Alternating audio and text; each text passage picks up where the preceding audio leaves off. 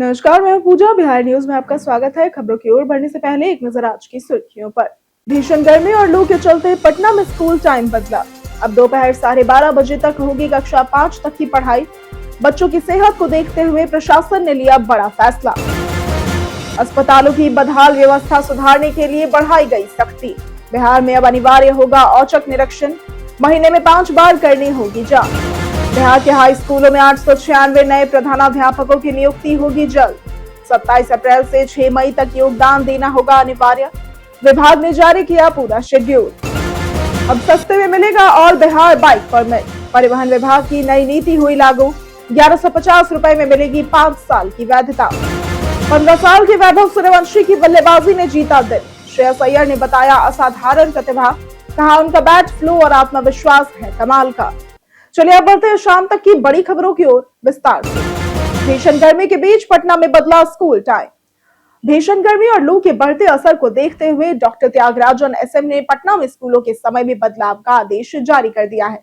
सभी सरकारी और निजी स्कूलों में कक्षा 5 तक की पढ़ाई दोपहर 12:30 बजे तक ही होगी, जबकि इसके बाद शैक्षणिक गतिविधियों पर रोक रहेगी। ये फैसला बच्चों की सेहत को ध्यान में रखते हुए 21 से 25 अप्रैल तक लागू रहेगा। गया जी में भी 30 अप्रैल तक इसी तरह के निर्देश जारी किए गए हैं। प्रशासन ने अभिभावकों को बच्चों को धूप से बचाने और पर्याप्त पानी देने की सलाह दी है। अब अस्पतालों में औचक निरीक्षण अनिवार्य। लापरवाही पर होगी कार्रवाई। बिहार सरकार ने मेडिकल कॉलेज अस्पतालों की व्यवस्था सुधारने के लिए निगरानी सख्त कर दी है। अब हर अस्पताल का महीने में 4 बार नियमित और 1 बार औचक निरीक्षण अनिवार्य होगा। स्वास्थ्य विभाग की विशेष टीमें साफ सफाई, डॉक्टरों की उपस्थिति, दवाओं की उपलब्धता और मरीजों को मिलने वाली सुविधाओं की जांच करेंगी। निरीक्षण के बाद रिपोर्ट सरकार को सौंपी जाएगी और लापरवाही मिलने पर कार्रवाई की जाएगी। ये नई व्यवस्था मई से लागू होगी, जिससे अस्पतालों में पारदर्शिता बढ़ने और मरीजों को बेहतर स्वास्थ्य सेवाएं मिलने की उम्मीद है। परिवहन नियमों में बदलाव। बाइक और ऑटो परमिट हुए सस्ते। परिवहन विभाग बिहार ने कमर्शियल बाइक परमिट की नई व्यवस्था लागू की है, जिससे कोई भी व्यक्ति परिवहन सेवा शुरू कर सकेगा। 1150 रुपए में 5 साल के लिए ऑल बिहार परमिट मिलेगा, जो पहले से सस्ता है। इससे रोजगार के अवसर बढ़ेंगे और ग्रामीण शहरी क्षेत्रों में आवागमन आसान होगा। ऑटो, टैक्सी और मिनी बस समेत अन्य वाहनों के लिए भी सस्ते परमिट तय किए गए हैं। हालांकि ऑटो को नेशनल हाईवे पर चलाने की अनुमति नहीं होगी। विशेषज्ञों के अनुसार इस योजना से हर साल हजारों युवाओं को रोजगार मिलेगा और परिवहन सुविधा में सुधार होगा। बिहार के हाई स्कूलों में जल्द मिलेंगे नए प्रधानाध्यापक। बिहार लोक सेवा आयोग से चयनित 896 प्रधानाध्यापकों की नियुक्ति उत्क्रमित और नवस्थापित उच्च माध्यमिक विद्यालयों में की जाएगी। प्राथमिक शिक्षा निदेशक विक्रम विरकर ने 27 अप्रैल से 6 मई तक योगदान अनिवार्य किया है। समय सीमा चूकने पर नियुक्ति रद्द भी हो सकती है। चयनित अभ्यर्थियों को पहले जिला आवंटन के बाद प्रखंड विकल्प देने को कहा गया है, जिसमें 556 ने विकल्प दिए हैं। 17 अप्रैल को पदस्थापन तय हुआ। क्षेत्रीय शिक्षा उपनिदेशक कार्यालय 22 अप्रैल तक नियुक्ति पत्र जारी करेगा और अभ्यर्थियों को 25 अप्रैल तक पत्र प्राप्त होगा। 1 मई से पटना मुंबई रूट पर रोजाना बढ़ेगी उड़ानें। एयर इंडिया एक्सप्रेस 1 मई से पटना और मुंबई के बीच नई सीधी उड़ान शुरू करने जा रही है, जो 31 मई तक संचालित होगी। इससे इस रूट पर रोजाना उड़ानों की संख्या 3 से बढ़कर 4 हो जाएगी। पटना से फ्लाइट दोपहर 3:05 पर उड़ान भरकर शाम 5:25 तक पहुंचेगी, जबकि मुंबई से 12 बजे चलकर 2:35 पर पहुंचेगी। 180 सीटों वाले विमान में 8 बिजनेस क्लास सीटें भी होंगी और यह सुविधा गर्मी की छुट्टियों में बढ़ती यात्रियों की भीड़ को ध्यान में रखकर शुरू की गई है। ट्रेनों में अब मिलेगा देश भर का स्वाद। नया मेन्यू हुआ लागू।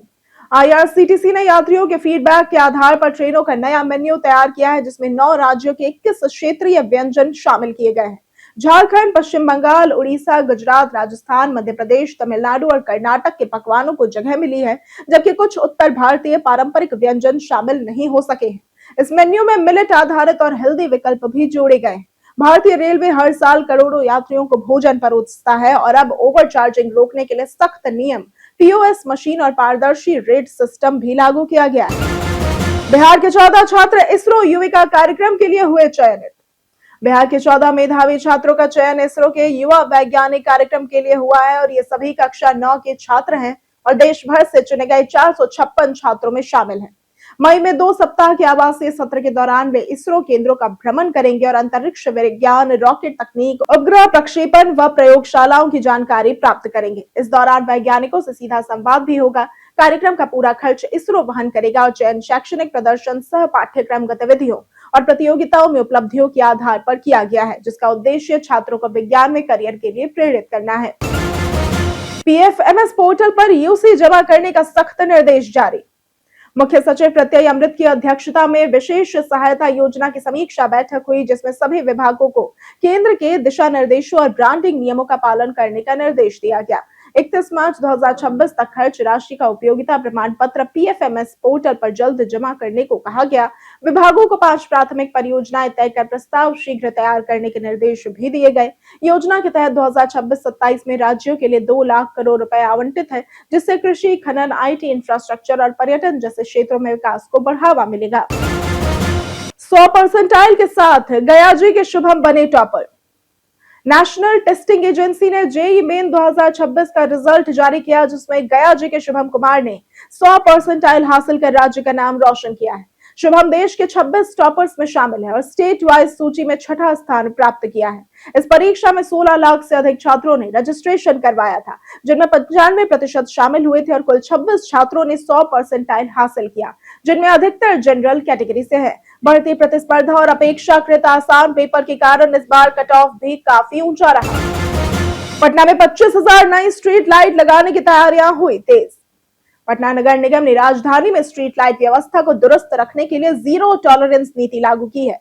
अब 19 जोनों में विशेष टीमें तैनात हैं, जो 72 घंटे के भीतर शिकायतों का समाधान करेंगी। हर टीम के पास मोबाइल वैन और जरूरी उपकरण मौजूद है, जिससे तुरंत मरम्मत संभव होगी। 2025 में 11,899 शिकायतों का 100% समाधान हुआ था, जबकि 2026 में अब तक 55% मामलों का निपटारा हो चुका है। शहर में 83,000 स्ट्रीट लाइटें सक्रिय हैं और 25,000 नई लाइटें लगाने की योजना है। इसके साथ ही रियल टाइम मॉनिटरिंग सिस्टम भी विकसित किया जा रहा है। बिहार में निलंबित राजस्व कर्मचारियों का सस्पेंशन होगा रद्द। मुख्यमंत्री सम्राट चौधरी ने बड़ा फैसला लेते हुए 200 से भी अधिक निलंबित राजस्व कर्मचारियों को राहत दी। राजस्व एवं भूमि सुधार विभाग ने 11 फरवरी से 19 अप्रैल के बीच निलंबित 224 कर्मियों का सस्पेंशन रद्द करने का निर्देश जारी कर दिया है। हड़ताल के कारण जमीन से जुड़े काम और जनगणना प्रभावित हो रहे थे। कर्मचारी ग्रेड पे, तबादला और सुविधाओं की मांग को लेकर आंदोलन पर थे। कई अधिकारी भी हड़ताल में शामिल थे। सरकार के इस फैसले से प्रशासनिक कामकाज तेज होने और आम लोगों को राहत मिलने की उम्मीद है। 11,312 करोड़ बजट से बिहार में सड़क नेटवर्क होगा मजबूत। ग्रामीण कार्य विभाग के तहत बिहार में गांवों को प्रखंड और जिला मुख्यालयों से जोड़ने के लिए बड़े स्तर पर सड़क और पुल निर्माण की योजना शुरू हुई है। चालू वित्तीय वर्ष में 3,000 किलोमीटर नई सड़कें और 300 पुल पुलिया बनाए जाएंगे, जबकि 11,942 किलोमीटर सड़कों का चौड़ीकरण किया जाएगा। 7 निश्चय 3 के तहत सड़कों की चौड़ाई 12 फीट से बढ़ाकर 18 फीट की जाएगी। इस कार्य के लिए 11,312 करोड़ रुपए का बजट तय है। राज्य में पहले ही 1.3 लाख किलोमीटर सड़कें बन चुकी है और हजारों नई सड़कों पर काम जारी है। पलायन और बेरोजगारी पर तेज प्रताप ने उठाए गंभीर सवाल। तेज प्रताप यादव ने सम्राट चौधरी से युवाओं को रोजगार देने की मांग करते हुए कहा कि सरकार केवल वादों तक सीमित न रहे, बल्कि धरातल पर काम भी दिखाए। उन्होंने बिहार से बढ़ते पलायन और बेरोजगारी को गंभीर समस्या बताया और कहा कि रोजगार मिलने से युवाओं को स्थिरता और दिशा मिलेगी। तेज प्रताप ने नशे की बढ़ती प्रवृत्ति पर भी चिंता जताई और इसके साथ ही वे सोशल मीडिया पर सक्रिय रहते हुए अपनी छवि और पारिवारिक जुड़ाव से जुड़े पोस्ट भी साझा कर रहे हैं। बीपीएससी परीक्षा में मुन्ना भाई गिरफ्तार, चप्पल में मिला हाईटेक सिस्टम। बीपीएससी की एईडीओ परीक्षा में छपरा में एक मुन्ना भाई पकड़ा गया। आरोपी रोहित कुमार अपने दोस्त की जगह परीक्षा दे रहा था। जांच के दौरान उसकी चप्पल में छिपा हाईटेक नकल सिस्टम और कान में ब्लूटूथ डिवाइस भी मिला, जिससे वो बाहर बैठे व्यक्ति से जवाब सुन रहा था। वो वन वे कम्युनिकेशन सिस्टम था। पुलिस ने आरोपी को गिरफ्तार कर केस दर्ज किया और असली अभ्यर्थी पर भी कार्रवाई की बात कही। इस घटना से परीक्षा व्यवस्था की पारदर्शिता पर सवाल उठे हैं। हालांकि प्रशासन ने सख्ती जारी रखने की बात कही है। श्रेयस अय्यर ने वैभव सूर्यवंशी की जमकर की तारीफ। श्रेयस अय्यर ने युवा बल्लेबाज वैभव सूर्यवंशी की जमकर तारीफ करते हुए उन्हें असाधारण प्रतिभा का खिलाड़ी बताया। उन्होंने कहा कि वैभव का बैट फ्लो, टाइमिंग और आत्मविश्वास शानदार है और उनके लिए शब्द कम पड़ते हैं। अय्यर ने उन्हें भारत का भविष्य करार दिया। महज 15 साल की उम्र में वैभव ने अपने प्रदर्शन से सभी को प्रभावित किया है। इस सीजन में उन्होंने बेहतरीन बल्लेबाजी करते हुए शानदार औसत और स्ट्राइक रेट से रन बनाए हैं, जिससे क्रिकेट जगत में उनकी चर्चा तेज हो गई है।